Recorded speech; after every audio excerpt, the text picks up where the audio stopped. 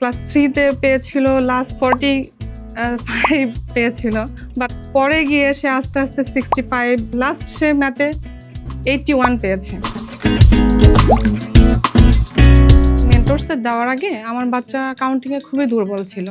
Math সে খুবই ভয় পেত, শুধু কাউন্টিংয়েই ভুল করতো সব সময়।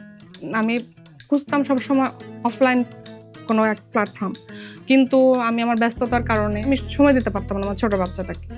তখন একসময় আমি দেখছি অনলাইনে যে মেন্টরসের অ্যাবাকাসের সম্পর্কে প্রথমবার ভর্তি করাই এ লেভেলে ভর্তি করানোর পরে আমার প্রথম এ লেভেলের যে টিচার ছিলেন ওনার ক্লাসগুলো খুবই ভালো লাগে, কারণ আমি বাচ্চার সাথে আমি নিজেও ক্লাস করতাম। তখন দেখলাম যে কাউন্টিংয়ে খুবই দুর্বল ছিল, সে ভয় পেত ম্যাথকে সবসময়। আস্তে আস্তে সে ইমপ্রুভ করতে শুরু করলো।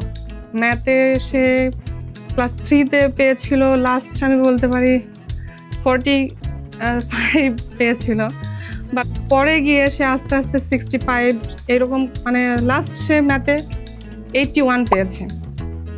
মানে কাউন্টিংয়ে এই ভুলটা তার সবসময়ই হতো।